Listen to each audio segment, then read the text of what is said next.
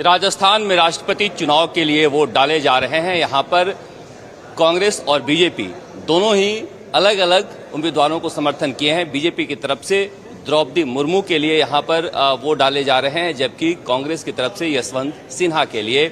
मगर राजस्थान के लिए बेहद अहम है ये राष्ट्रपति चुनाव में वोटिंग, इसलिए नहीं कि द्रौपदी मुर्मू जी जीतती हैं या फिर यशवंत सिन्हा, बल्कि यह देखने के लिए क्या मुख्यमंत्री अशोक गहलोत का कुनबा जो 123 वोट का था राज्यसभा चुनाव में वो बरकरार है या नहीं।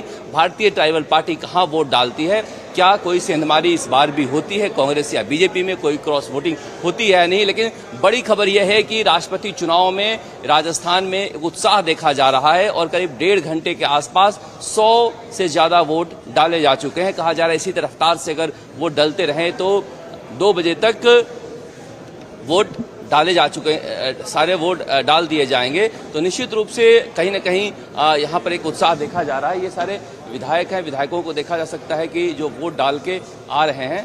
भारतीय ट्राइबल पार्टी के जो विधायक हैं वो बेहद अहम है इनका वोट, इसीलिए कहा जा रहा है ये कहाँ डालेंगे इस पर सबकी नज़रें हुई हैं, टिकी हुई हैं। बहुत सारे जो विधायक हैं उन विधायकों से हम बातचीत करेंगे कि कहाँ वोट डाले हैं, कैसे वोट डाले हैं। जी आप वोट डाल दिए? जी वोट डाल दिया है। आप लोगों ने राष्ट्रपति उम्मीदवार के रूप में चयन में क्या ध्यान में रखा? देखिए, राष्ट्रपति देश का बहुत बड़ा पद है। हम ऐसे राष्ट्रपति नहीं चाहते जो रात को 5 बजे उठ के राष्ट्रपति शासन हटा दें किसी पार्टी के लिए। राष्ट्रपति किसी पार्टी का नहीं होता। तो मुझे लगता है यशवंत सिन्हा जी जो हैं उम्मीदवार, वो बहुत कुशल व्यक्तित्व के धनी हैं, सिविल सर्वेंट रहे हैं, राजनीति में अच्छा उनका अनुभव रहा है और एक राष्ट्रपति के रूप में जो जिम्मेदारियां होती हैं मुझे लगता है कि वो बहुत बेहतर तरीके से निभा पाएंगे। द्रौपदी मुर्मू जी के बारे में क्या बीजेपी कह रही है कि आदिवासी नेता हैं, उनको एक राष्ट्रपति पद पर रखा जाएगा तो अच्छा संदेश आएगा। देखिए, ये संदेश की ही तो बात है, ये लेकिन संदेशों से देश नहीं चलता, काम से देश चलता है। आदिवासी हैं, चलिए अच्छी बात है, उनको मान सम्मान मिलना चाहिए। पहले दलित समुदाय से एक उनको राष्ट्रपति बनाया गया था, पर मुझे नहीं लगता कि किसी एक भी दलित को उसका कोई लाभ हुआ हो या कोई फायदा हुआ हो। इसी तरीके से इनको भी जो मैं समझता हूँ सिर्फ इसलिए बनाया जा रहा है कि दिखावे की बात अलग हो और इनसे अपने प्रेशर में अपने काम कराए जाएं। राज्यसभा चुनाव के समय जो समस्याएं थी, वो समस्याएं दूर हुई कि नहीं हुई? देखिए, समस्याएं दूर होती हैं और कुछ को कम टाइम लगता है, कुछ को ज्यादा टाइम लगता है। समस्या अभी भी बरकरार हैं, चाहे लॉ एंड ऑर्डर की बात हो, चाहे हमारे क्षेत्र में कुछ अवैध खनन की बातें हो, चीजें अभी भी बरकरार हैं, पर उनके लिए संघर्ष कर रहे हैं। और अपनी बातें रखना, जनता की बात उठाना सरकार के खिलाफ नहीं होता, ये हमारी जिम्मेदारी है, इसीलिए हम लोग चुन कर आए हैं और जनता की आवाज को तो उठाते रहेंगे। इसलिए महत्वपूर्ण हो जा रहा है कि राजेंद्र गुढ़ा जी कह रहे हैं कि अभी भी कुछ मंत्रियों का अलाइनमेंट जो है वो खराब है। बिल्कुल, इसमें कोई दो राय नहीं है। बहुत सारे मंत्रियों के यहाँ काम बिल्कुल नहीं हो पाते हैं और जो काम हो रहे हैं पता नहीं किस तरीके से हो रहे हैं, तो निश्चित तौर पे जो जिम्मेदारियां जो हम लोग की उम्मीदें हैं वो कम है, इसीलिए ये पर प्रॉब्लम चल रही है। संदीप भी हैं, संदीप यादव से बातचीत करते हैं। सर, आप लोग वोट डाल दिए? जी हाँ, वोट डाल। द्रौपदी मुर्मू जी एक मौका था कांग्रेस के लिए या कांग्रेस के समर्थन करने वाले विधायकों के लिए कि आदिवासी को इस पद पर बैठाएं, लेकिन आप लोग राजनीति में फंस गए, ऐसा कह रही है बीजेपी। ऐसा कुछ नहीं है, बल्कि भारतीय जनता पार्टी के लोगों को अंतरात्मा की आवाज़ पे यशवंत सिन्हा जी को वोट डालना चाहिए। वो अटल जी की सरकार में मंत्री थे और अटल जी एक ऐसे नेता थे जिनको पूरे देश के लोग पसंद करते हैं, और अटल जी के अगर मंत्रिमंडल में थे तो उनका व्यक्तित्व अच्छा ही होगा। तो सब लोगों को अपने अंतरात्मा के आवाज़ पे उनको वोट डालना चाहिए, इनको सबको। कांग्रेस को उम्मीदवार नहीं मिला जो अटल जी के समय के मंत्री ले आए।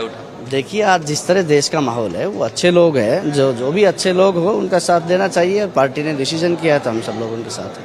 अच्छा, मैं वापस पूछना चाहूँगा क्योंकि मैंने राज्यसभा चुनाव से पहले आप लोगों से बातचीत की थी राजेंद्र गुढ़ा जी के घर पर, इसलिए वापस पूछना चाहूँगा कि राष्ट्रपति चुनाव में वोट डाल दिए, क्या वो जो समस्याएं आप लोगों ने मुझे बताई थी वो बरकरार है या सब सही हो गए?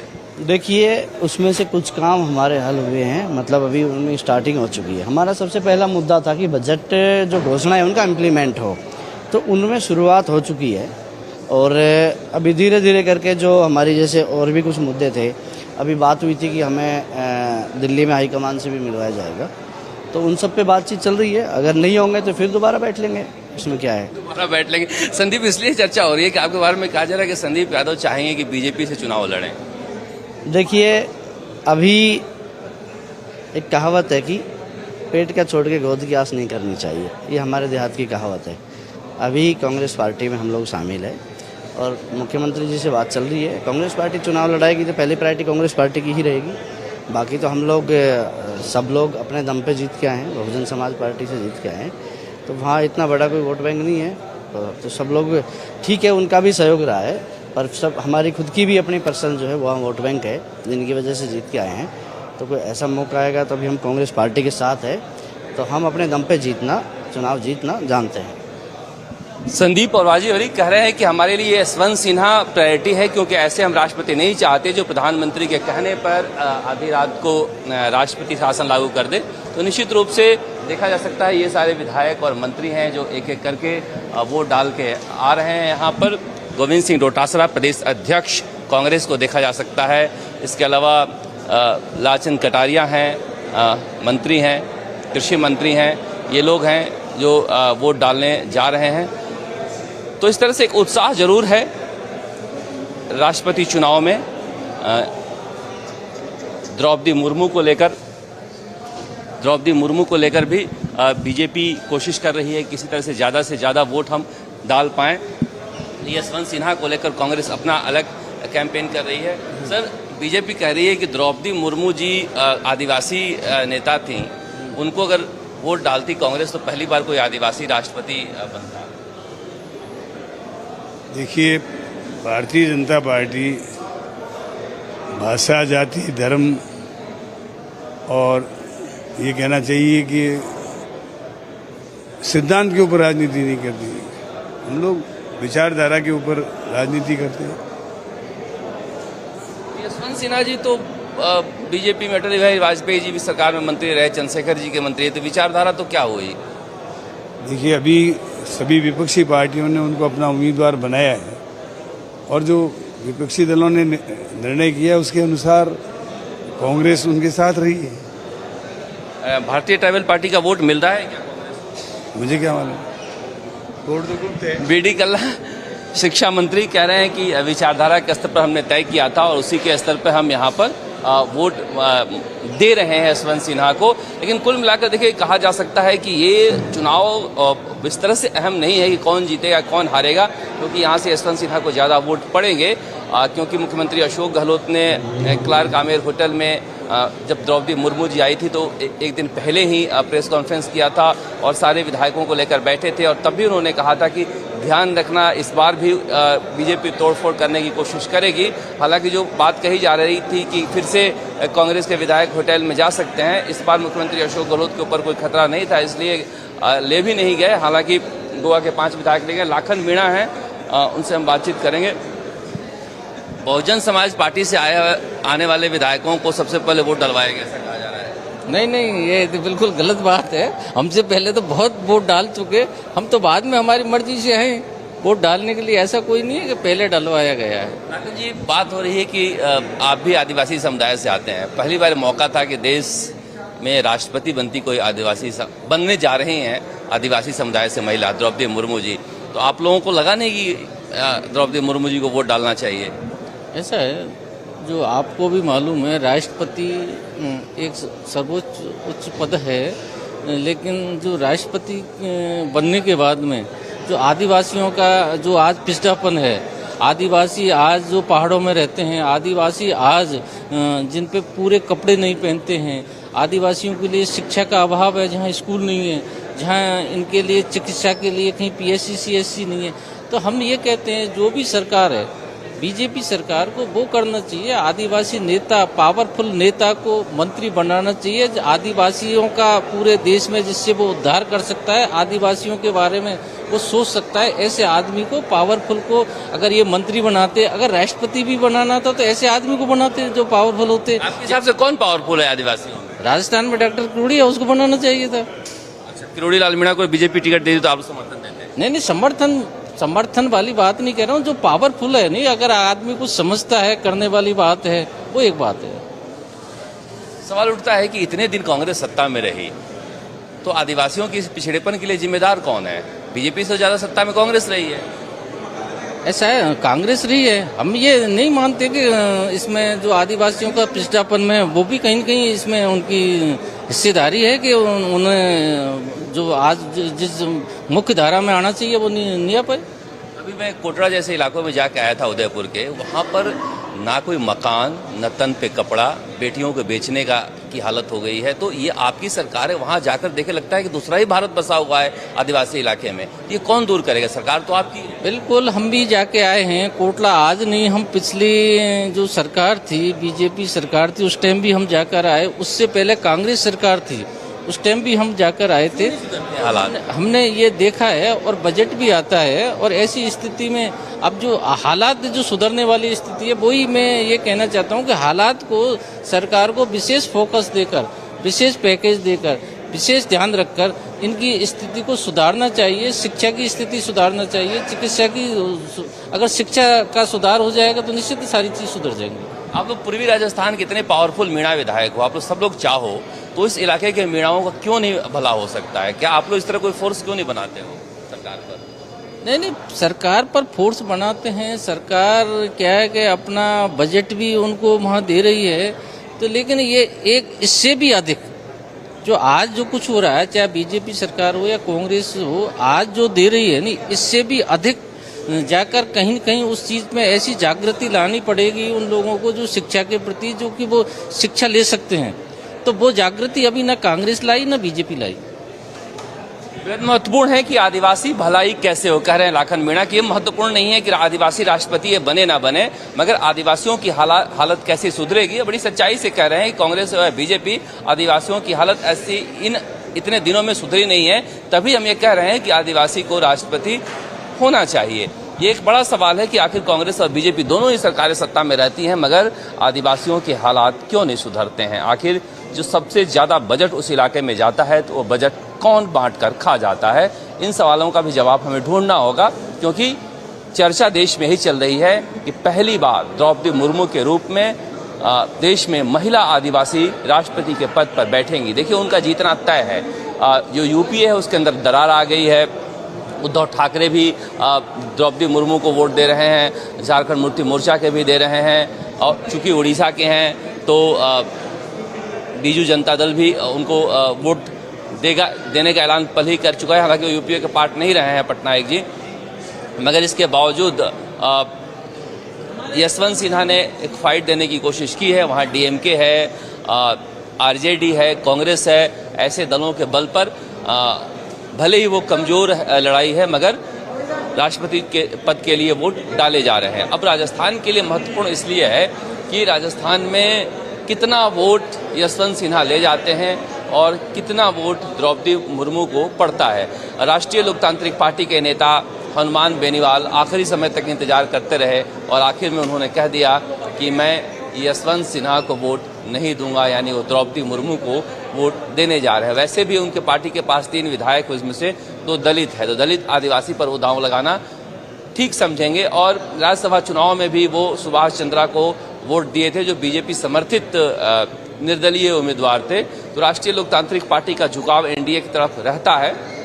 हालांकि चुनाव में क्या होगा पता नहीं, मगर यहाँ पर उन्होंने तस्वीर साफ कर दी है कि वो यशवंत सिन्हा को वोट नहीं देंगे, द्रौपदी मुर्मू को वोट देंगे। तो हो सकता है कि पिछली बार राज्यसभा चुनाव में जितना वोट बीजेपी को आया था, उससे ज़्यादा वोट द्रौपदी मुर्मू ले जाएं। कांग्रेस भले ये कोशिश कर रही है कि इस तरह का संदेश नहीं जाए कि यशवंत सिन्हा को कम वोट मिले जो वोट राज्यसभा चुनाव के समय मिले थे। मगर अच्छी बात यह है कि यहाँ पर एक उत्साह बना हुआ है नेताओं के अंदर वोट डालने के लिए। आदिवासी संघ के नेता रामकेश मीणा जी भी हैं, से बातचीत करते हैं। सर, बहुत धन्यवाद। बीजेपी कह रही है कि पहली बार कोई आदिवासी महिला राष्ट्रपति बनने जा रही है, कांग्रेस को आदिवासियों के हित में वोट देना। बीजेपी बिल्कुल सही कह रही है, इसमें तो कोई दोहराई नहीं है। पहली बार कोई आदिवासी महिला राष्ट्रपति बनने जा रही है और राष्ट्रपति का उम्मीदवार बीजेपी ने घोषित किया है। इसके लिए तो पूरे देश का ट्राइबल्स उनको धन्यवाद दे रहा है। और आपने देखा होगा एयरपोर्ट पे जब द्रौपदी जी आई थी, एयरपोर्ट से लेकर के और क्लार्क्स आम्बेर तक पूरे ट्राइबल्स ने, राजस्थान के ट्राइबल्स ने उनका सम्मान किया, स्वागत किया है। और आपने देखा मेरा भी जो है वहाँ पास बनने पर आपको भारी कंट्रोवर्सी हो रही है। हाँ, लेकिन वो कंट्रोवर्सी माननीय किरोड़ीलाल जी ने पैदा की और उनको पता नहीं क्यों पार्टी में जो है अभी भटके हुए हैं कि लोग कहीं सम्मान नहीं मिल रहा है पार्टी में, उस वजह से उन्होंने इसका बखेड़ा मचा दिया। बाकी राजस्थान आदिवासी मीणा सेवा संघ का प्रदेश अध्यक्ष होने के नाते वो मेरा पास बनाया था, तो समाज ने उनका सम्मान किया। वोट देना एक अलग बात है, वोट मैंने यशवंत सिन्हा को दिया है और उन्हीं को देता, इसमें कोई दो राय नहीं है। क्या आदिवासी महिला को वोट नहीं देना चाहिए था? नहीं, वो वोट आदिवासी महिला को देने का जहाँ प्रश्न है वो एक भावना की बात जरूर है कि उनका सम्मान करें, उनका स्वागत करें। बाकी वोट जो है पार्टी लाइन पे, जिन कांग्रेस पार्टी को हमने समर्थन दे रखा है तो उनकी गाइडलाइन के अनुसार दिए। यही तो कह रहे हैं किरोड़ीलाल मीणा के ऐसे आदमी को क्यों बुलाया जब वोट देता ही नहीं? वोट देने वालों को ही बुलाया जाता है कि सब जो रोड पे जो लोग खड़े हुए थे वो सब क्या वोटर हैं? वो ऐसा नहीं है। किरोड़ीलाल जी तो खुद अपनी राजनीति चमकाने के लिए और जो पार्टी ने उनको साइडलाइन किया हुआ है अपना वजूद बनाने के लिए उन्होंने इस तरह का बखेड़ा खड़ा किया है और समाज में उनकी घोर निंदा हुई है इस बात को। भगवा झंडा उतारने वाले को बुला लिया गया बीजेपी की मीटिंग में। भगवा झंडा अगर कोई हमारी धरोहर पे, हमारी किले और इमारतों पे अगर कोई भगवा झंडा फहराएगा तो उसको उतारना पहले उतारा था और अब उतारेंगे। और किरोड़ीलाल जी को अगर इतनी भगवा झंडे की अगर चिंता थी तो वो उस दिन भगवा झंडा लगाते ना, उन्होंने समाज का झंडा क्यों लगाया वहां पर जाकर? मैं उनसे ये पूछना चाहता हूं कि वो पूरी रात परेशान हुए और परेशान होकर के फिर उन्होंने वापस वही समाज का झंडा लगा दिया जो झंडा पहले से लगा हुआ था। अगर उनको भगवा झंडे के इतना प्यार है तो वो भगवा झंडा फिर वहां लगाते, तो समाज उनको फिर सिखाता क्या होता है इस तरह की बकवास करना। पुराने संबंध ऐसे ही रहे क्या किरोड़ीलाल जी? नहीं, संबंध अच्छे हैं, इसमें कोई दो राय नहीं है, लेकिन वो जो नीतिगत मामले हैं, जो कोई समाज का जहां प्रश्न आता है वो एक अलग इश्यू है। धन्यवाद। रामकेश मीणा कह रहे हैं कि हमारी भावनाएं हैं कि राष्ट्रपति जो है आदिवासी महिला बने, इसके लिए हमने बीजेपी को धन्यवाद भी दिया है, लेकिन पार्टी लाइन से हटकर हम वो वोट नहीं डाल सकते। अब सवाल उठता है कि पार्टी लाइन कौन सा है? तो निर्दलीय विधायक है। निर्दलीय विधायकों का पार्टी लाइन कौन होता है? जब ये बोलते हैं सचिन पायलट के खिलाफ तो पार्टी कहती है कि निर्दलीय विधायकों पर हमारा जोर नहीं है, और जब ये वोट डालने आ रहे हैं तो कह रहे हैं हम पार्टी लाइन से हटकर वोट नहीं डाल सकते। यही सियासत है, इसे सियासत कहते हैं। कि देखिए किस तरह से जब वोट डालने की बारी आई तो कह रहे हैं कि हम वोट यशवंत सिन्हा को देकर आए हैं, मगर हमारी भावनाएं द्रौपदी मुर्मू के साथ है, इसलिए कि आदिवासी संघ के नेता हैं। चूंकि आदिवासियों को खुश रखना है, आदिवासियों को वोट लेने हैं, इसलिए बीजेपी को धन्यवाद दे रहे हैं और वोट कांग्रेस को। रामकेश मीणा इसे लेकर ही डॉक्टर किरोड़ीलाल मीणा ने वहां पर गुस्सा जाहिर किया था। फ्रस्ट्रेशन हालांकि उनके पुराने दोस्त राजेंद्र राठौड़ पर निकल गया, मगर ये सारे गुस्से की वजह थी जितेंद्र मीणा, रामकेश मीणा। अब देखिए किस तरह का विरोधाभास है। जो बहुजन समाज पार्टी से आए हुए लाखन मीणा कह रहे हैं कि सबसे कद्दावर नेता हमारा जो है मीणा समाज का डॉक्टर किरोड़ीलाल मीणा है, उनको राष्ट्रपति बनाना चाहिए था, हम वोट देते या ना देते। और रामकेश मीणा कह रहे हैं कि डॉक्टर किरोड़ीलाल मीणा को कोई पूछ नहीं रहा, इसलिए फ्रस्ट्रेशन में है। तो इस तरह से यहाँ पर मीणा समाज की भी सियासत चल रही है, गुर्जर समाज की भी अपनी सियासत चल रही है। सचिन पायलट का क्या होगा, राष्ट्रपति चुनाव के बाद कुछ होगा नहीं होगा, इसको लेकर भी तमाम तरह की अटकलें हैं। लेकिन अच्छी बात यह है कि वोट लगातार डाले जा रहे हैं और यहाँ पर एक विधायकों में उत्साह का माहौल है। बहुत तेजी के साथ बहुत कम समय में इतने सारे वोट डाले गए हैं।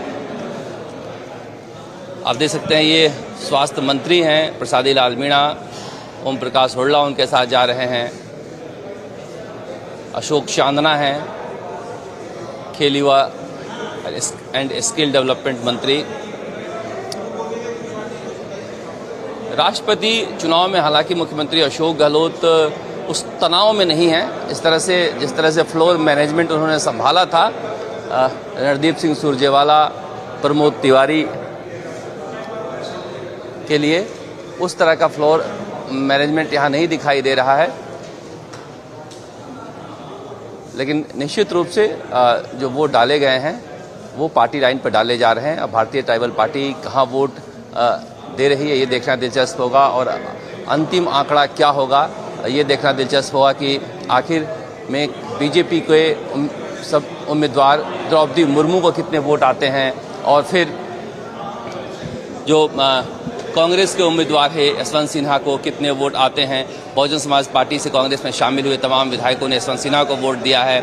निर्दलीय विधायक जो समर्थन कर रहे हैं अशोक गहलोत को, वो उन्होंने भी वोट दिया है यशवंत सिन्हा को। सचिन पायलट को देख सकते हैं कि सचिन पायलट भी अब यहाँ पर आ गए हैं, वोट डालने के लिए जा रहे हैं। तो इस तरह से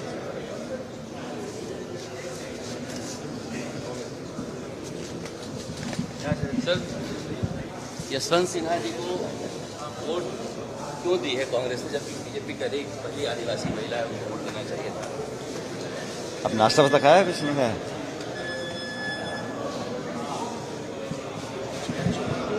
तो हालांकि इस पर प्रतिक्रिया वो नहीं दे रहे हैं, मगर निश्चित रूप से कहा जा सकता है कि कांग्रेस कोशिश कर रही है कि जितना वोट हासिल हो सके यशवंत सिन्हा को उनको दिया जाए पार्टी लाइन से। अभी तक ये अंदर से कोई खबर नहीं आई है कि पार्टी लाइन से हटकर कोई वोट दिया गया है, मगर निश्चित रूप से कहा जा सकता है कि यहाँ पर सबकी नज़र इस बात पर ही रहेगी कि कितने वोट किसको आए हैं, क्रॉस वोटिंग हुई है या नहीं हुई है। जो भी खबर होगी हम आप तक पहुँचाते रहेंगे। आप देखते रहिए राजस्थान तक। शरद कुमार, नमस्कार।